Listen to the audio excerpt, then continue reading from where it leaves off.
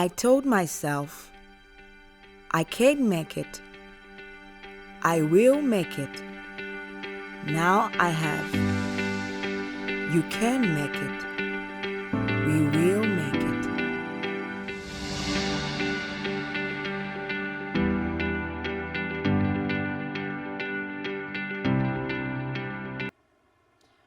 Hello and welcome to How I Made It Season 2. My name is Juliet Muntale. Now, How I Made It is a program that brings on board various people from all walks of life who have made it and are still making it. And so today in the studio we have Mrs. Mona Lisa Boka Moyo. She is a farmer, she is an entrepreneur, and of course a certified scientist. Mrs. Moyo, welcome to our show. Thank you very much. Great. Mrs. Moyo, just tell us about you. Really, who is Mrs. Moyo? Well, I'm a third born in a family of 5. I was born a daughter of Mr. and Mrs. Boka, Mr. Saul Chasha Boka. My father was from Mumbwa district, Chief Shakumbila. My mother was from Livingston, Chief Msokotwani. I was educated, my first education background, I was educated at, I started my grade 1 at Charleston Primary School. That time, 1973, it was referred as a scheduled primary school. Then it reverted to Charleston Primary because it was a private school owned by South African, and we had a headmaster, Mr. Seti. And then I went to various schools because partly I was kept by my grandparents. I also was educated partly on the Copper Belt, where I pursued my grade 4. Then I went back to my grandparents, pursued my grade 5, then again came back to Charleston Primary School, completed my grade 7, 1979. Wow. Then from 79, I went to Roma Girls Secondary School, where I did pure subjects like pure sciences, and completed my grade 12 there. Right. From an early age, I got employed. I was one of those people who were fortunate enough to get employed in an institution like Zimco Limited in 1985.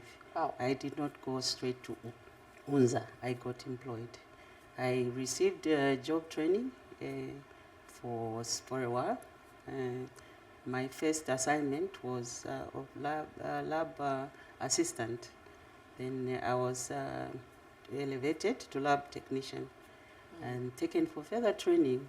Was at CCM Luansha because at that time, that was 1989.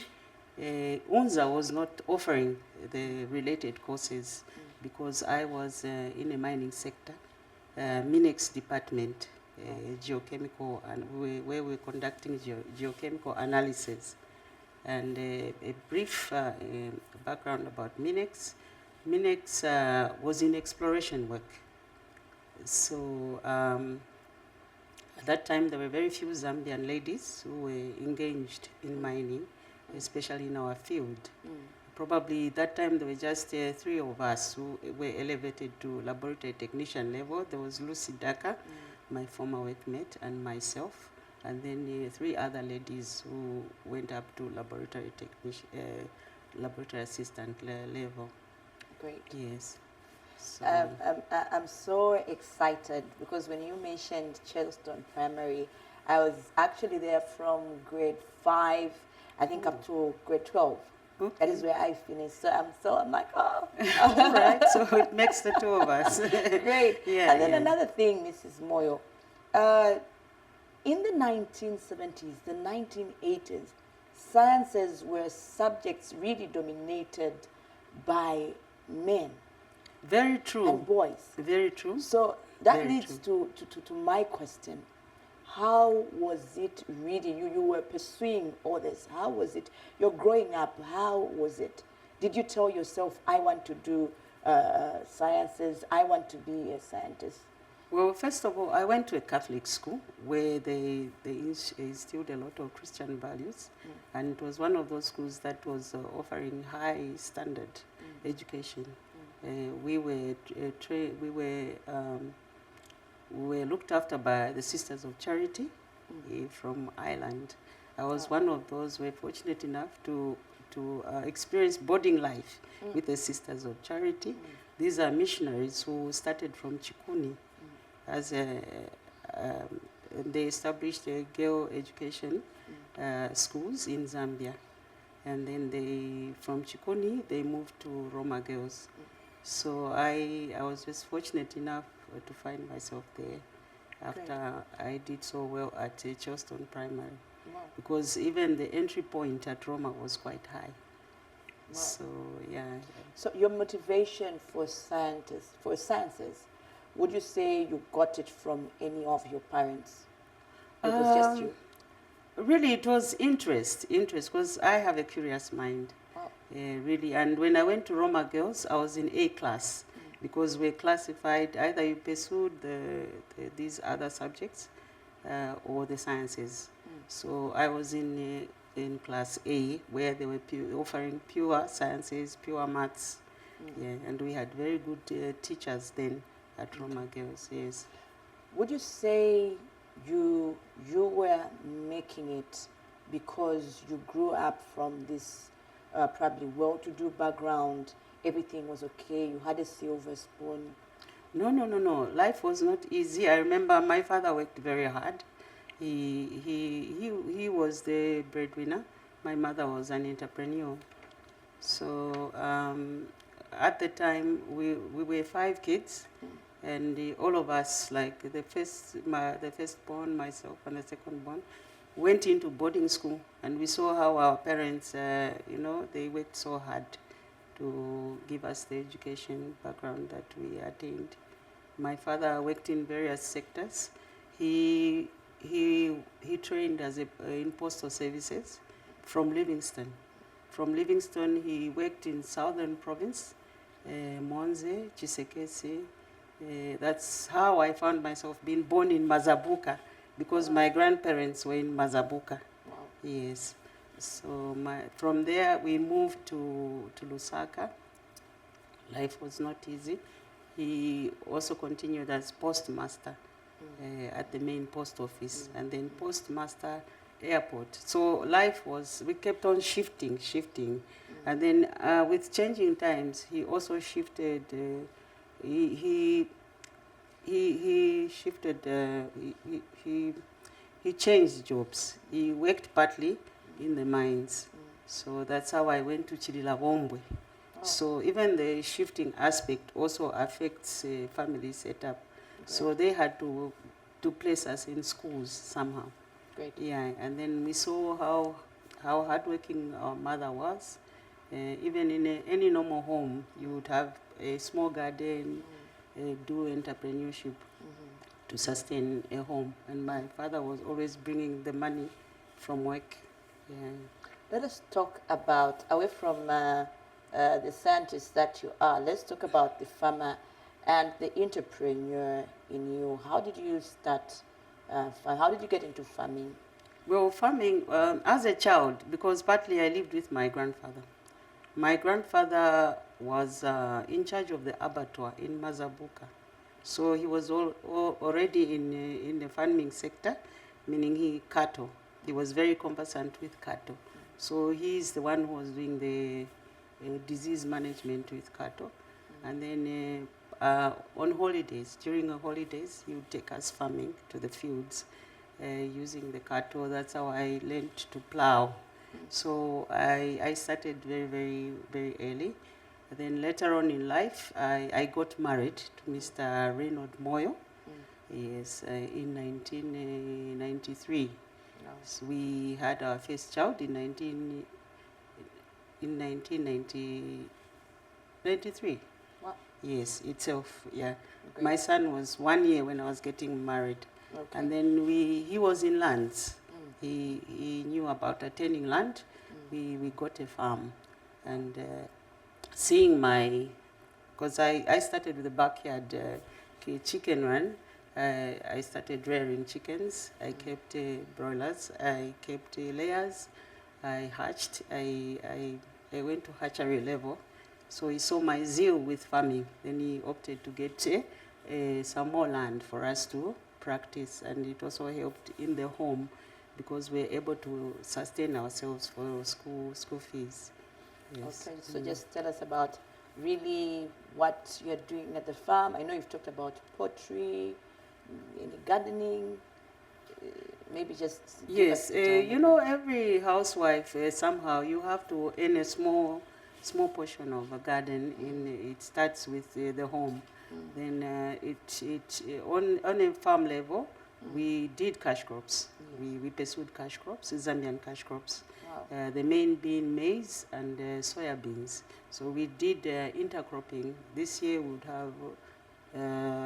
have soya, the other year maize, and it worked very well for us. Yes. Wow. We are still talking about farming. We are coming from the 97th Agriculture and Commercial Show, where various farmers were obviously, they were showcasing what they do at their farms. Were you part of these farmers that were showcasing their goods, their services? Yes, I was. I was Great. very much interested in participating because the past 3 years, actually, I have participated at the agriculture show. No. I started very, very small, learning from others, of course. I have a hobby, or I spend time and set up a business where I dry the Zambian vegetables and market. Yes, so I wanted to showcase them because I saw the need to preserve our indigenous foods. Because usually as farmers, when we grow in excess, you find that a lot of food goes to waste, especially vegetables. I spent the past 2 years studying the market aspect of vegetables because over time and climate change, I had to diversify in other crops because the past two years were not easy. There was the drought effect. So most farmers, I'm sure, could attest that they had a hard time. And then, of course, the government programs, they do encourage farmers to grow more of food, especially the staple food like maize. But the end entity of maize is not always profitable. But I would say people should continue because a mechanized farm has so many activities. And that's another disadvantage we have as small-scale farmers. We don't have the mechanics to run the farms. We are literally doing it the old-fashioned way. Yeah, sure. Mrs. Moyo, President Hakainde Hichilema has talked so much about really value addition, adding value to your crops. Just tell us a bit. I've heard you talk about drying most of your crops. Yes, certainly. These are changing times because before we were growing perhaps as a hobby, easy sustenance, maybe you sell excess surplus. But of course, climate change has had an impact where most families now also rely on farming as an ends meet, that is for cash. So presentation of our crops, we have a global challenge. We have a global challenge. We have to attract the market, the Zambian on Zambian goods and services. Yeah. So in fact, whilst attending the show, I was given some good advice by the Show Society to try and process, because it's not good to just come up with something, a crop, then you can't market it. Yeah, so we should be smart also on marketing our goods. Yeah. Okay, Mrs. Moyo, let's talk about mentorship. I want to believe that in life there's always that one person that mentors you, or rather, let's say that one person that inspires you to be a great farmer. Who mentored you, who inspired you? Well, first of all, farming is it's a practical experience. I had the interest because I do it practically. Then I looked around. It's the women, the Zambian women, inspired me. because if you see how hardworking these women are, sometimes we overlook the fact that Zambian women work hard, because I've interacted. It's through interactiveness that you really understand what's going on. People have the zeal to work hard, but sometimes do they know the market? Do they know the timeline? Do they know about it, climate change? So my participation, in a sense, is an eye-opener, and also I also want to impart something, to contribute something, even in a small way, yeah, to the Zambian women. So it's about awareness and sharing knowledge. Talking about sharing knowledge, talking about interaction, would you say interaction and sharing knowledge as women plays a huge role really in being successful? Yes, certainly. You know, women are the pillars of the nation, because we are the ones that are looking after the home, and we know what we need in a home. But we have the discipline to know that we are playing that key role in the home. There are very few women who are probably pursuing what I'm doing. It just ends with a professional aspect of life. But, you know, as an added advantage, farming is good. Anyone can practice farming. And the Zambian woman has the zeal, they work hard. Yeah, so Okay. why not? Okay, so as a scientist, as a farmer, as an entrepreneur, I know that you've gotten to where you are, but I don't want to believe that the way was easy, or the way. I'm sure you encountered some challenges. What are some of those challenges that you can share with me and, of course, our viewers out there? Of course, farming is not easy. I remember, because my husband died, I'm widowed. He died in 2014. When he died, I was faced with the challenge of educating the children. Yeah, of course, so I had to work hard. We already set up a farm.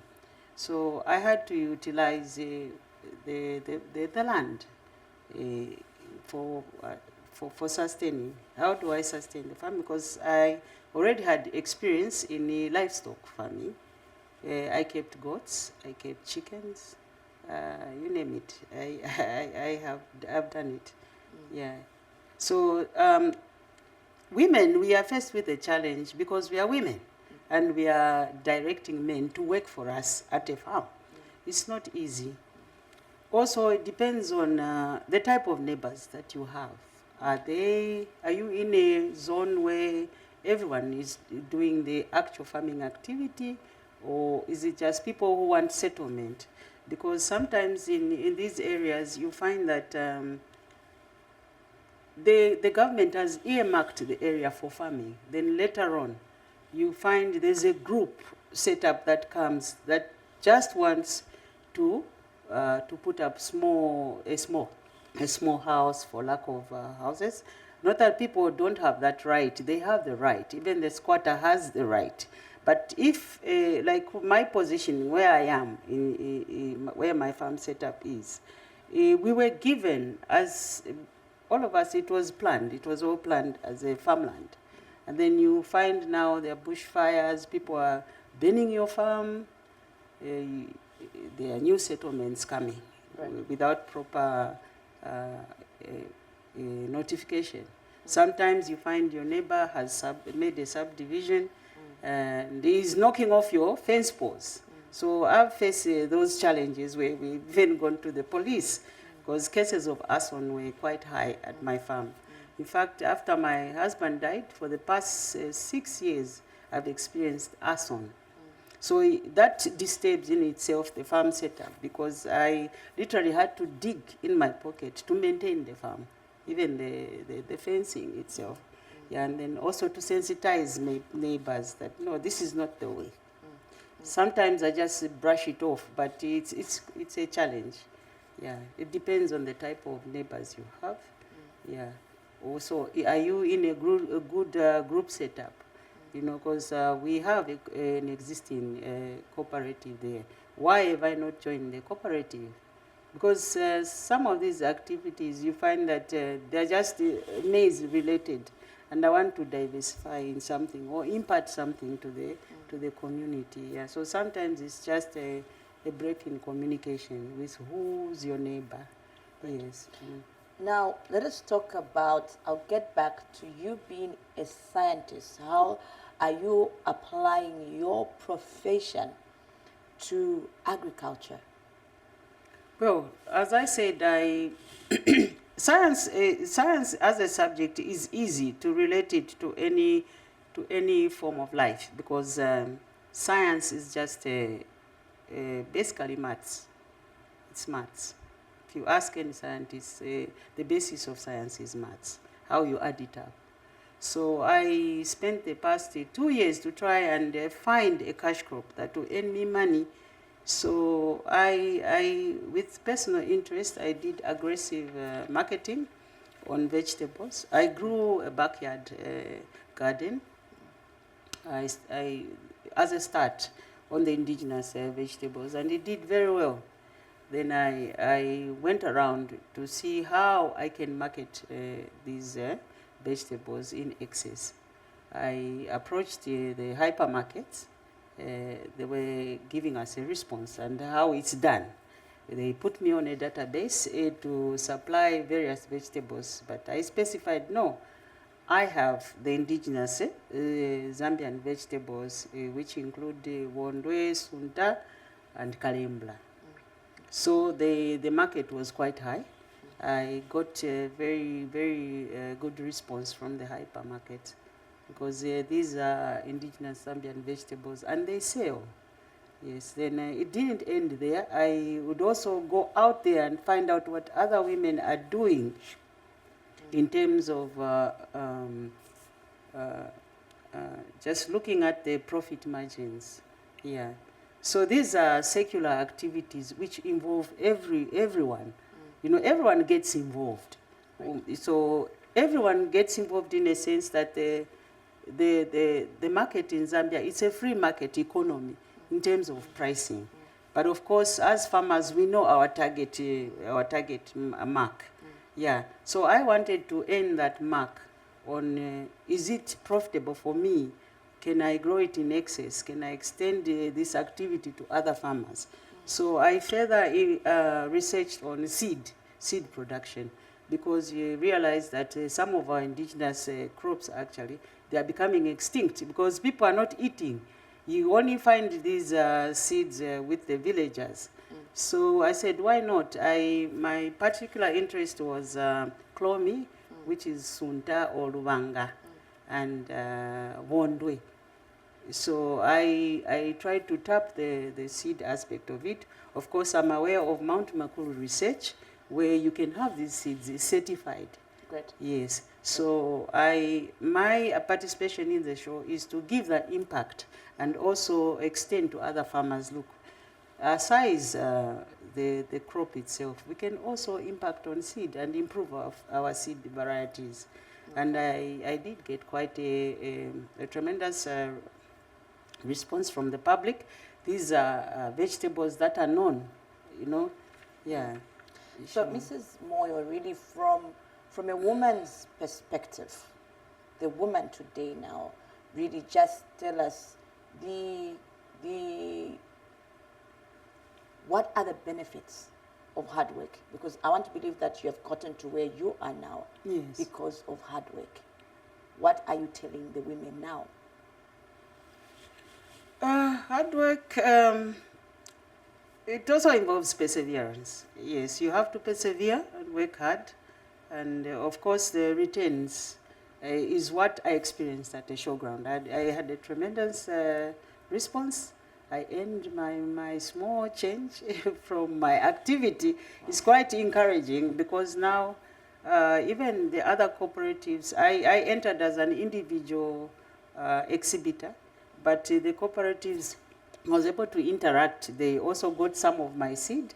I even learned that in Chongwe there is a group of women that is actually also promoting these Zambian seeds, like sorghum etc., etc. So they were quite impressed with the fact and shocked that I could handle it as an individual. Wow. Because for that seed crop like clome, I took 2 years to develop it, meaning that I have in excess to give to others. Wow. Yeah, and then also with the impact on my farm, I was thinking if I grew it on a large scale, what are the returns? This is a cash crop that is considered as a herb. It also has some health benefits. It's very rich in vitamin A and carotene. Wow. It does not just impact on humans' consumption. It can also be used to extend it to animals like chickens. Great. So I had a group from Kanakantapa. They were showcasing their chicken production and the management on medicine, because they use the traditional method. So they were quite surprised that a vegetable can also be used to enhance the growth of the chicken. Now, great stuff there. Now, Mrs. Moyo, I always say, or it is rather said, success is not success until you begin to impact other people. Other people, yes. Let's talk about how many people you've impacted so far. Oh, I got a tremendous response at the agriculture show, and I got a lot of contact. I also got a lot of knowledge on how to to trap the market, because as you know, a change of climate is not just the weather. There is also the business sense where it's online. How are you impacting the demand? Yes, we have on the go. We have Yango. Some companies came forth. They were really, really interested to have business with us. They took our numbers. They said they will help us on the marketing strategy. Great. Yes. Yeah. Away from the show itself, how many people have you employed rather at your farm? Well, currently I have a mechanized small tractor, a power tiller, which is handled by my younger brother, who has been living with me ever since. You've empowered the family. Yes, I've empowered the family. So I'm there to manage it, and we hire piecework, which is short contracts. Over time, I realized Zambia, it's very difficult to get workers, farm workers. Either they are interested or not interested. Yeah. So they are short term. You'd want them full term, but there's a tendency to lose interest. Maybe I did not employ the right people, because I feel like the young ones who are pursuing farming, if they can be engaged on short contracts, they can help you manage the farm. Because literally I was doing everything and trying to manage a group of 5 men with their wives. I could employ at that time. Also, it's the timeline. That time it was easy from your production, you are paying the salaries. So laziness also is quite a challenge on them. Yeah. Okay, Mrs. Moyo, we are running out of time, but before we close the show, looking ahead, where do you see yourself years from now, 5, 10 years from now? Well, yeah, I guess I would like to live, to have an impact in farming by, like I showcased at the farm, because I was giving consultancy. I would like to be giving consultancy to other farmers from my years of experience in farming. Because it's not only crops, I've also engaged in livestock and the challenges in farming as a woman. Yes, and these are also, I think, gazetted by government. It's known that once you are given land as a woman, we face these challenges, because we are managing the men, and it's quite a challenge. Wow. You know, these men folk to work for you. Tell him cut a tree, look after the goats. Actually, I had employed a Tonga fellow I told him that one of his jobs was to manage my goats, because I kept Sanans, the milk goats. Why I kept Sanans, I wanted to penetrate the milk market on goats, but it's a very costly adventure, because these were hybrids. So when I told him that he was going to be looking after goats, he initially said, yes, I want the job, I'll get it. But when he got his wife, the wife was the one who was looking after the goats. The reason is, Tongas, they don't want to look after goats. Men, they want to look after cattle. So each time we got to the farm, I said, have you looked after them? I said, my wife. But I did not employ a wife. Are you sure that the Tongas don't want to look after the gods? There's that pride that is zwa tulangombe. And goats are a nuisance. Oh my It's only women or the young boys who look after goats. I like that. I like Sure. that. Yeah. No, Mrs. Moyo, thank you so much for that very interesting information. I'm sure this information has been beneficial to our viewers. Mrs. Moyo, thank you so much once you. again for coming through to the program. Thank you so much. We've come to the end of Nice. How I Made It. We're talking to Mrs. Mona Lisa Boka-Moyo, who is a farmer, a scientist, an entrepreneur, a woman entrepreneur. I'm sure you've gotten one or two things. Success is for hard-working people. My name is Juliet Mutale. Join us for another exciting episode next week. Bye-bye.